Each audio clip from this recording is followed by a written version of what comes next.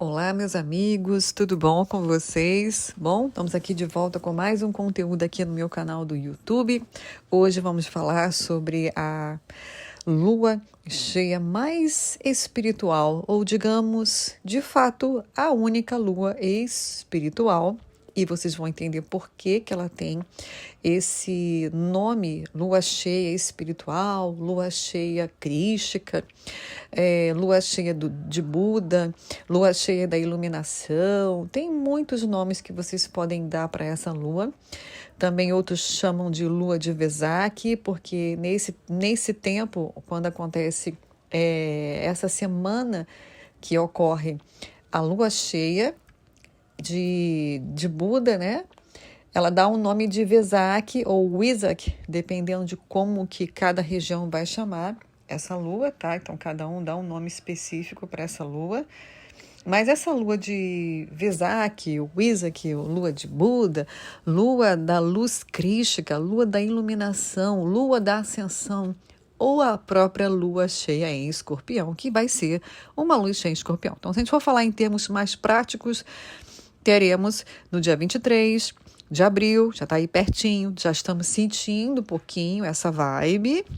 Mas a lua cheia vai ser só no dia 23, às 20 horas e 48 minutos. Sim, mas não quer dizer que só no dia que você sente essa vibração. Vocês já podem estar sentindo a vibração antes.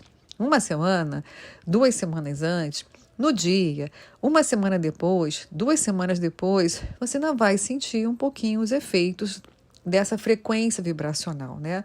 Então, vamos entender um pouquinho o que é essa lua de Vesak, lua de Buda, o que ela quer dar como orientação, o que ela quer ensinar para a gente e o que vocês podem fazer nesse dia da lua cheia, na noite de lua cheia, porque às vezes as pessoas pensam assim, o que eu posso fazer na hora?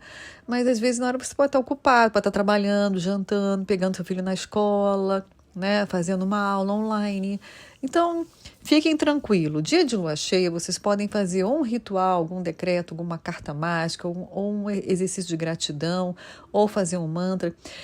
No dia de manhã da lua cheia, tá? Então, vamos supor, teve uma lua cheia à noite, no dia seguinte de manhã, ainda é o transbordo daquela grande lua cheia. Então, você pode fazer uma meditação, fazer um pedido, uma carta mágica, né?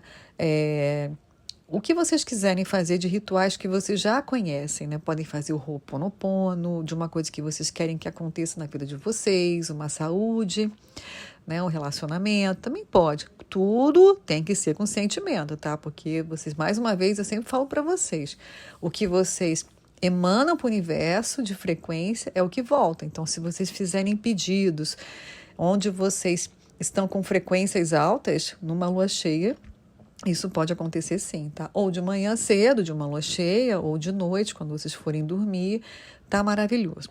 Então vamos entender um pouquinho o que é essa lua cheia aí, lua de Vesak, lua espiritual, lua do Buda.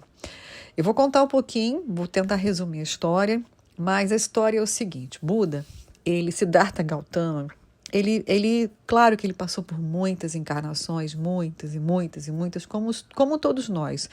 A gente está encarnando, desencarnando, aí em cada vida a gente vai aprendendo alguma coisa. Cada vida que a gente fica aqui encarnado, seja por muito tempo, pouco, tem vidas que a gente não dura muito tempo, tem vida que a gente morre novinho, com 7, 10 anos, tem vidas que a gente vai até 80, 100, mas cada vida a gente vai guardando um aprendizado. Todas as encarnações a gente vai acumulando aprendizados. Então, Buda, Siddhartha Gautama, ele teve uma encarnação dele que ele já estava meio que pronto para fazer uma ascensão. Isso acontece com todos os seres que já estão fazendo muitas encarnações e já estão prontos para fazer a sua iluminação ou a sua ascensão espiritual, que de repente um de vocês que podem estar me ouvindo já deve estar pronto, de repente já tem muitas encarnações e nessa vida você que está me ouvindo já pode estar aí pronto para fazer um processo de iluminação, de ascensão, e então você olha às vezes esses mestres ascensionados, que são os mestres, com a mestra Rovena, que é do raio rosa, o mestre Hilarion, que é do raio verde, o mestre Saint Germain, que é da chama violeta, esses mestres ascensionados, eles também fizeram o seu processo de iluminação e ascensão numa determinada encarnação. Eles eram humanos como a gente, chegou no ponto de iluminação e naquele determinado momento da vida deles aqui na Terra, eles fizeram uma ascensão. Aprenderam as lições e tiveram seu momento de iluminação e hoje eles são mestres ascensos. Inclusive quem faz as mentorias comigo, quem faz quem me acompanha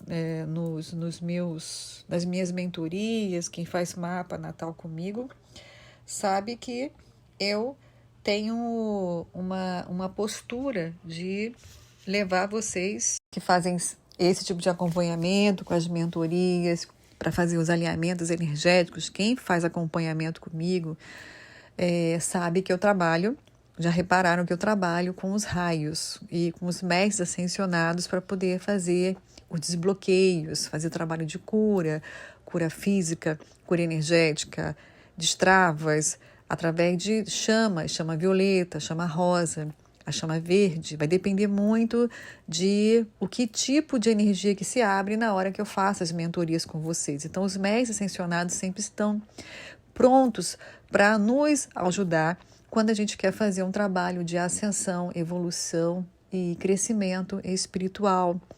Então, eu trabalho nas minhas mentorias com esses raios, com esses mestres ascensionados. Então, voltando à história de Buda, tá? Buda, então, ele nasceu de uma família muito rica. Nessa encarnação que ele estava pronto para poder fazer a iluminação e a ascensão, ele nasceu numa situação de muita, mas muita riqueza. Ele nasceu num grande castelo. Esse castelo tinha todas as coisas maravilhosas, tinha todas as riquezas e abundância que uma pessoa, ela talvez nem saiba. Tem gente que não tem nem noção do que é esse transbordo de tanta riqueza, tanto conforto, tanta joia, tanta abundância de comida, tantos empregados, tudo à disposição para o pequeno Buda. Então ele nasceu nessas condições, o que proporcionou para ele o quê? Muito conforto, uma vida prazerosa e uma vida confortável. E olha, se nós teremos uma lua cheia em Escorpião, e lua cheia sempre é uma oposição, o Sol, naturalmente, está onde? Caminhando nos seus primeiros graus do signo de Touro. E o que é Touro? Touro é o arquétipo da riqueza, Touro é o arquétipo da abundância, Touro é o arquétipo do dinheiro, da comida farta, daquela mesa farta, né? De tudo de bom, joias, roupas caras, sapatos caros, cavalos, né? Casas bonitas, castelos. Tudo isso a gente está falando do arquétipo de Touro, né? E foi assim que Buda teve lá seus primeiros anos de vida, com muita riqueza e com muito conforto. Tudo era com muito luxo. Ele tinha tudo que ele queria no estalar de dedos. Ele piscava o olho, estava tudo ali à disposição dele. E é claro que quando uma pessoa nasce numa situação dessa, pode até parecer um pouquinho estranho para vocês que vão estar me ouvindo, mas não é tão prazeroso assim.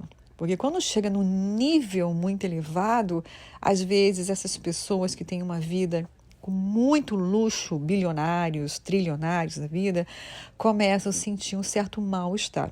A gente pode até ir pegar na história alguns relatos de algumas pessoas que começaram a entrar em depressão, e mesmo em tanta riqueza.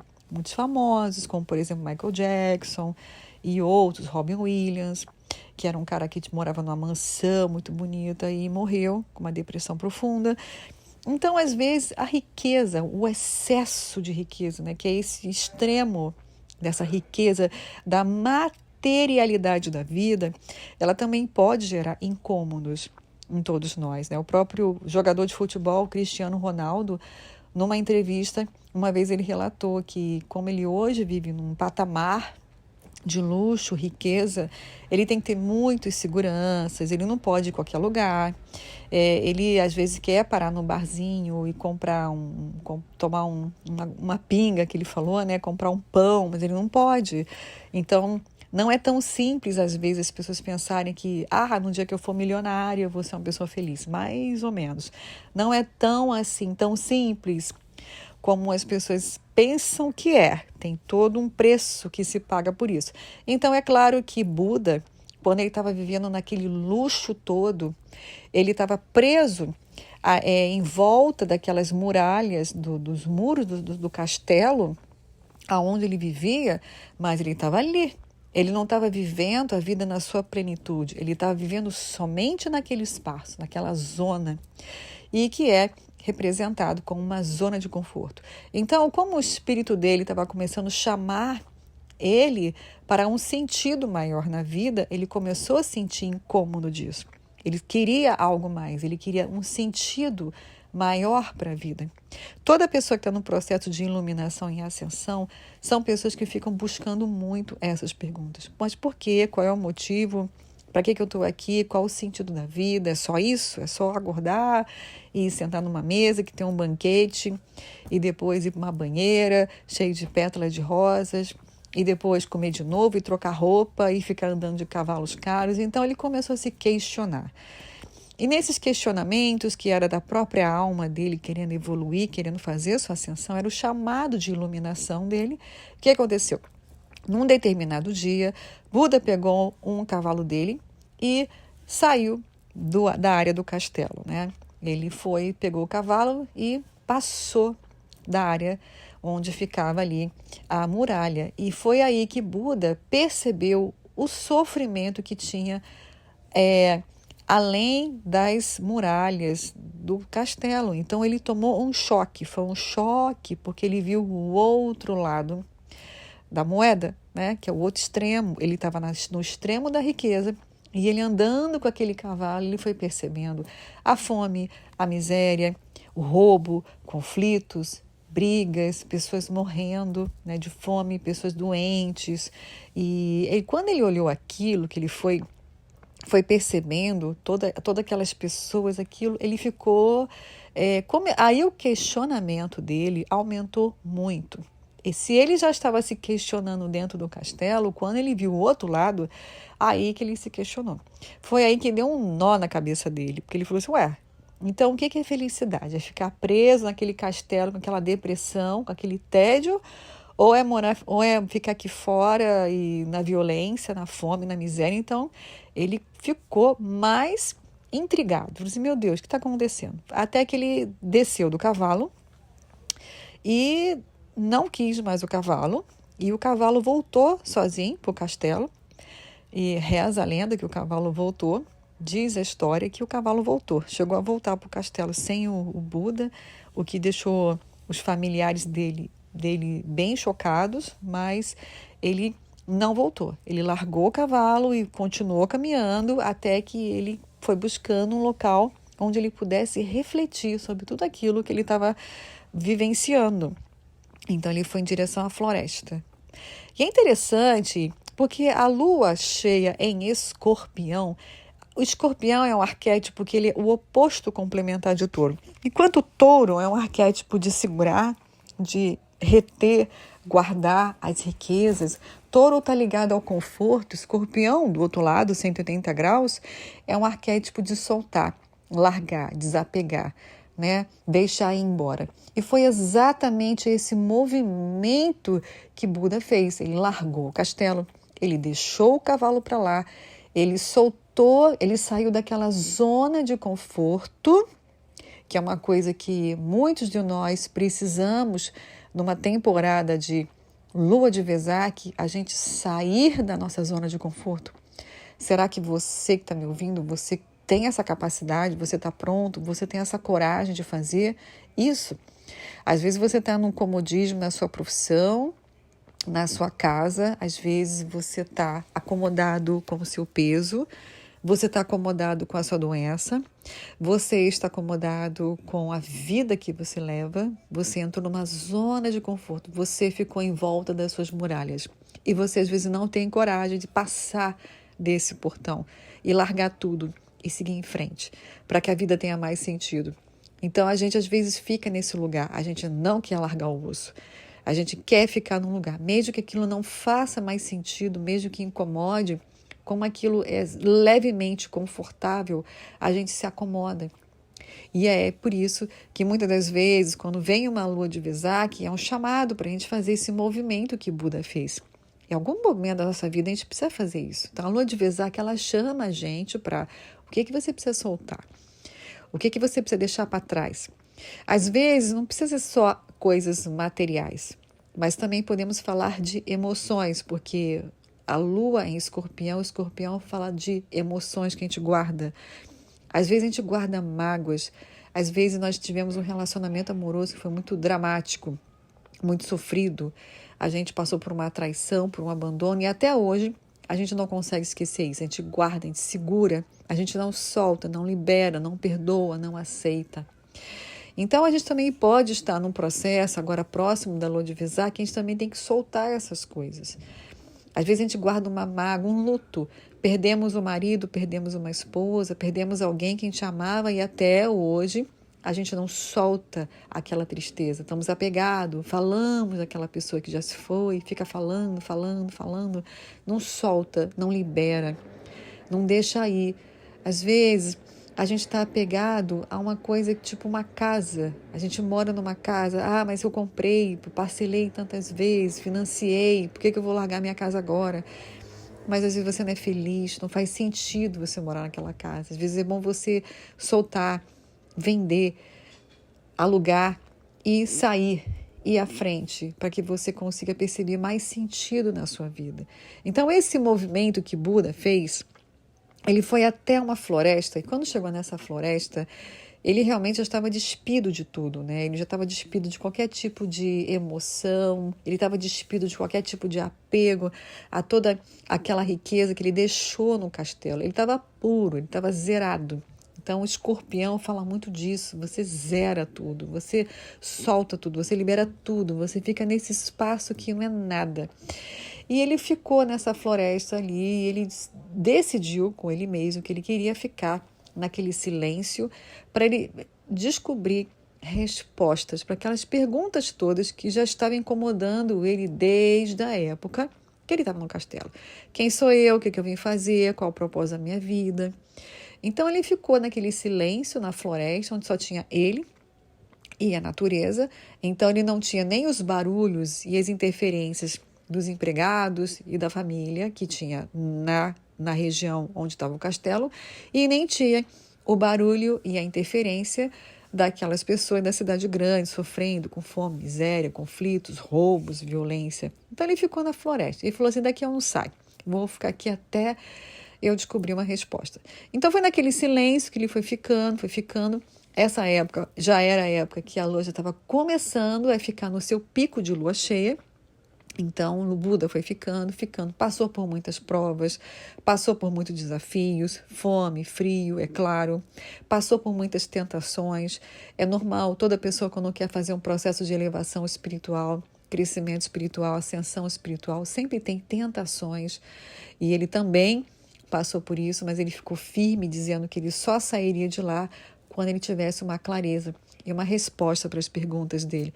E foi ficando naquele espaço puro, onde ele estava definindo o que ele queria, firme no que ele queria e aguardando essa resposta do cosmos, que exatamente quando chegou no pico do momento da lua cheia no céu, quando se abriu aquela linda lua cheia no signo de Escorpião, que é a famosa lua cheia de Vesak, foi naquele momento que ele percebeu a presença de seres de luz, né, que desceram e perceberam que ele estava pronto para ouvir, ele estava puro. Ele estava completamente despido de mágoas, ressentimentos, preocupações, apegos materiais, e foi nesse momento que ele recebeu a presença de mestres ascensionados que passaram grandes lições para Buda. Então foi aí que Buda passou pela sua iluminação, porque ele recebeu a luz crística, ele recebeu a presença desses seres de luz, porque ele estava pronto.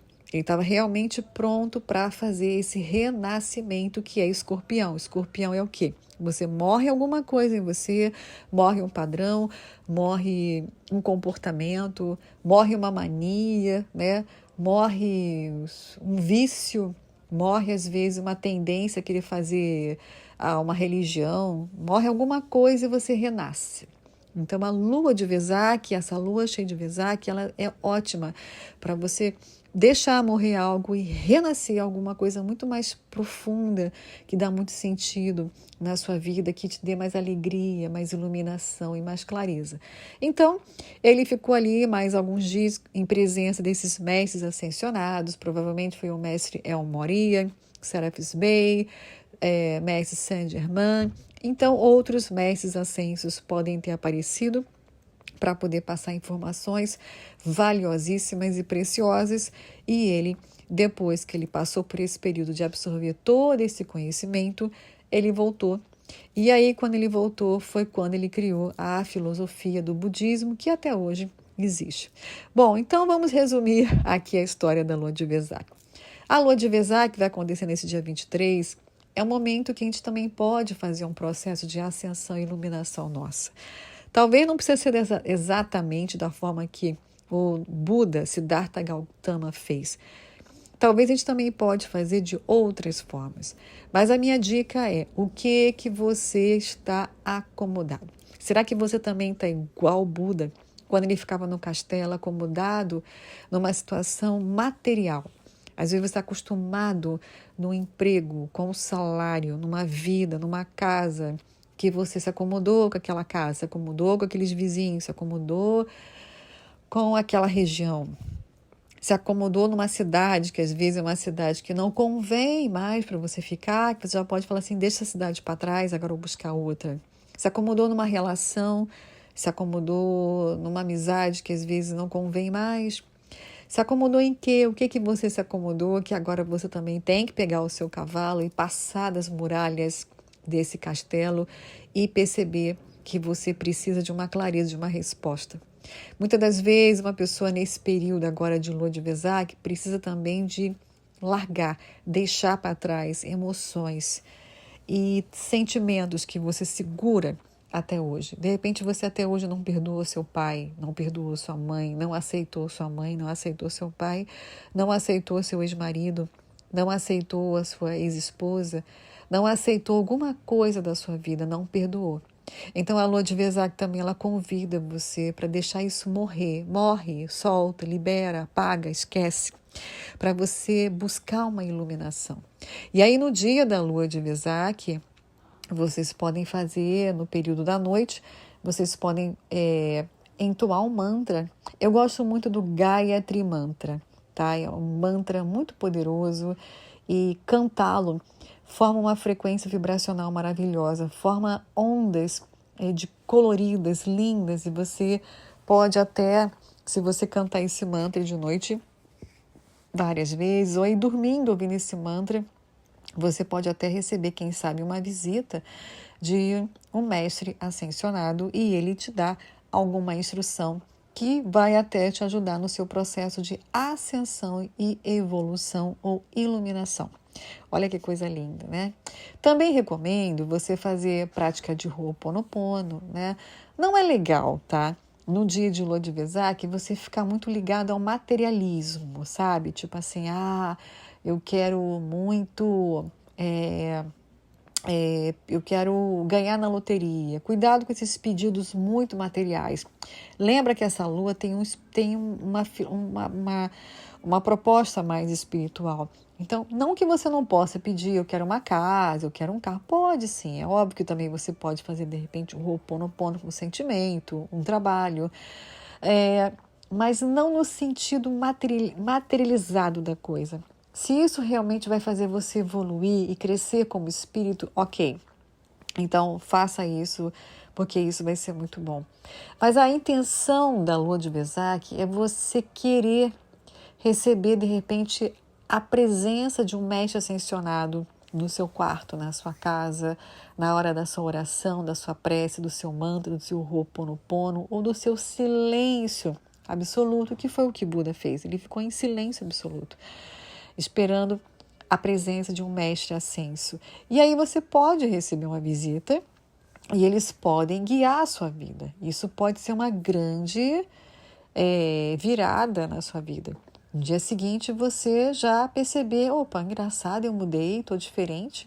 Depois dessa noite você pode ter um sonho onde você é levado para um lugar muito bonito e nesse lugar muito bonito você se encontra com algum espírito de luz, que pode ser até seu anjo de guarda, que ele te dá lindas instruções.